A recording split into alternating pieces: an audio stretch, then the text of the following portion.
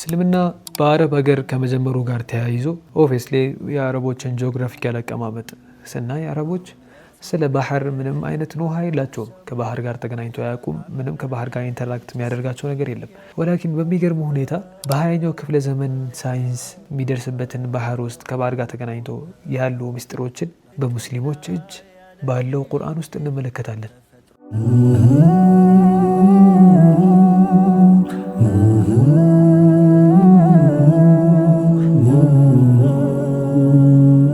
السلام عليكم ورحمة الله وبركاته. يقول الحق سبحانه: أو كظلمات في بحر لجي يغشاه موج من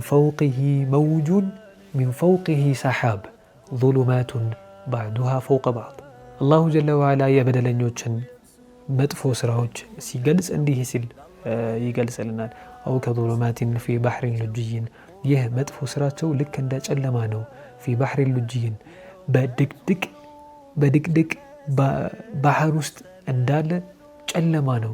يغشاه موج ይህንን ጨለማ ማዕበል የሚሸፍነው፣ ይህንን ማዕበል ደግሞ يغشاه موج من فوقه እሱን ራሱ ሌላ ማዕበል የሚሸፍነው፣ ከዛም ማዕበል ደግሞ ሰሓብ ያለ፣ ከዛም ከማዕበሉ በላይ ሁለተኛ ማዕበል በላይ ዳመና ያለ ظلمات بعضها فوق بعض የተደራረበ የሆኑ ጨለማዎች ሲል አላሁ ጀለ ወዐላ የበደለኞችን መጥፎ ስራ ይገልጻል። ወላኪን ከዚህ ባሻገርኛ ምን አይነት ምስጢር ከዚህ አንቀጽ ውስጥ ልንወስድ እንችላለን ስንል አንድ ሳይንቲፊክ የሆነ እውነታ ይገለጥልናል።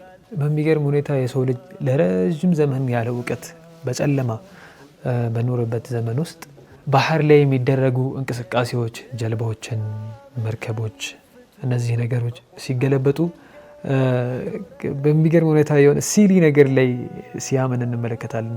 ለምንድን ነው የሚገለበጡት ብለው አናላይዝ ሲያደርጉ በቃ ባህር ውስጥ ያሉ አሳዎች፣ እነዚህ አሳዎች ቁዋ ኻሪቃ ከዓዳ ውጪ የሆነ በቃ በአስማት እንትኖችን፣ ጀልቦችን፣ መርከቦችን እንደሚገለብጡ አድርጎ ነበር የሚያስቡት። አውሃም ማለት ነው። ምንም የእውቀት መሰረት የሌለው ጀስት ዝም ብሎ የሆኑ ክሌሞችን ሲሰጡ እንመለከታለን። ያው እውቀት በዛ ጊዜ ስላልነበረ።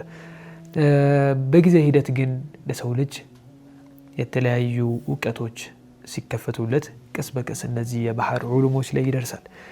ከነሱ ውስጥ የመጀመሪያው የሰው ልጅ የባህር ዒልም ላይ የባህር ሳይንስ ላይ ሲደርስ የተፈበረኩ እቃዎች የመጀመሪያው ደሴኪ ዲስክ የሚባለው እቃ ነው። ይህ መሳሪያ በባህር ውስጥ ብርሃን፣ የፀሐይ ብርሃን ምን ያህል ዘልቆ ይገባል የሚለውን የምናውቅበት መሳሪያ ነው። ሳይንቲፊክ እውነታዎች የእንግሊዝ ኢንሳይክሎፒዲያ ላይ እንደመጣው በባህር ውስጥ የባህር ጨዋማነትን፣ በባህር ውስጥ ያሉ ነፍሳቶች፣ አሳ፣ የተለያዩ ነገሮች እና የውሃውም ዴንሲቲ እነዚህ አንድ ላይ ተደምረው ወደ ታች በሄድን ቁጥር ብርሃን እንዲቀንስና በጣም ጨለም እንዲል ትልቅ አስተዋጽኦን ይጫወታሉ ይለናል። በተጨማሪም የኛ ኮር ፖይንታችን በባህር ውስጥ ሌላ የሚከሰት ማዕበል እንዳለ ይናገራሉ። እነዚህን ሁለቱን ግኝቶች ነው ማለት ነው መጀመሪያ ያነሳነው የቁርአን አንቀጽ የሚገልጸው።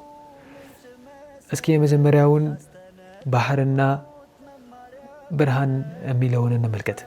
በባህር ወደ ውስጠኛው ክፍል 5 ሜትር ገባ ስንል ቀይ ከለር ይጠፋል። 30 ሜትር ጠለቅ ስንል ብርቱካናማ ከለር ይጠፋል። 50 ሜትር ስናልፍ ደግሞ ቢጫ ቀለም ይጠፋል። 100 ሜትር ላይ ስንደርስ አረንጓዴ ከለር ይጠፋል። 200 ሜትር ስንደርስ ደግሞ ቢጫ ከለር ይጠፋል። ከ500 ሜትር በኋላ በሙሉ ፒች ብላክ ሙሉ ለሙሉ ጥቁር ሆኖ ጨለማ በባህር ውስጥ ይነግሳል ማለት ነው። የቁርአንን አንቀጽ ስንመለከት ከዚህ ጋር ሊትራሊ የሚገናኝ ነው። ምንድን ያለው?